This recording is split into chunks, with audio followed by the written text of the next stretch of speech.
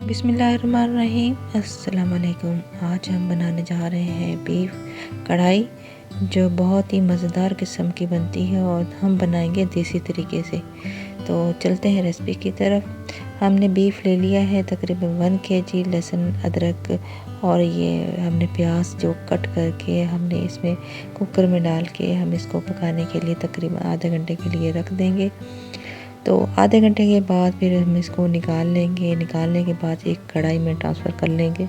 تو یہ کڑھائی میں ہم نے اس کو ڈال لیا ہے پکانے کے بعد۔ تو اس میں ساتھ ہی ہم نے آئل بھی ڈال لیا ہے۔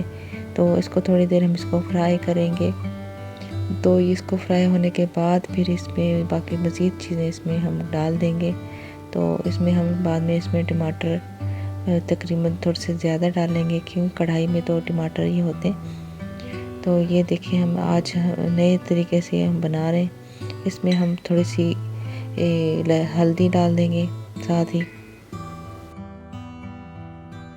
ہلدی اور ٹماٹر ڈالنے کے بعد ہم اس کو تھوڑی دیر اچھی طرح سے فرائی کریں گے، کیونکہ ہمارا جو بیف ہے وہ تھوڑا سا لال ہو جائے۔ تو یہ دیکھیں ہمارا بیف لال ہو چکا ہے تقریباً۔ ہم اس کو اچھی طرح سے فرائی کریں گے۔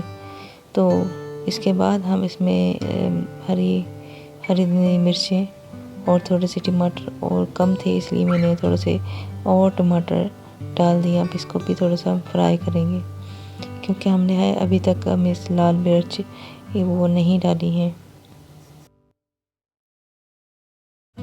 اب ہم بیف کو اچھی طرح سے مزید اس کو بنائی کریں گے، کیونکہ بیف کی جتنی زیادہ بنائی کی جائے تو اس کا تھوڑا سا جو فلیور ہے وہ چلا جاتا ہے، اس لیے ہم نے اس کو زیادہ بنائی کی ہے۔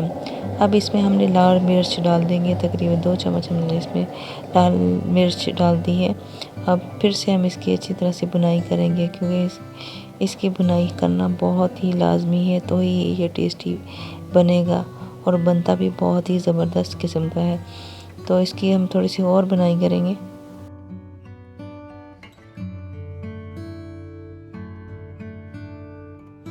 یہ ہمیں کافی دیر ہو چکی ہے بیف کو بنائی کرتے ہوئے۔ تو اب اس میں ہم تھوڑا سا اس میں دہی ایڈ کریں گے، کیونکہ کڑھائی میں تھوڑا سا دہی ایڈ نہ ہو تو پھر کڑھائی کا مزہ بھی نہیں آتا۔ تو اس میں تھوڑا سا ہم نے دہی ڈالا ہے، کیونکہ اس میں کھٹاس لانے کے لیے۔ تو اب اس کی تھوڑی سی مزید ہم بنائی کریں گے۔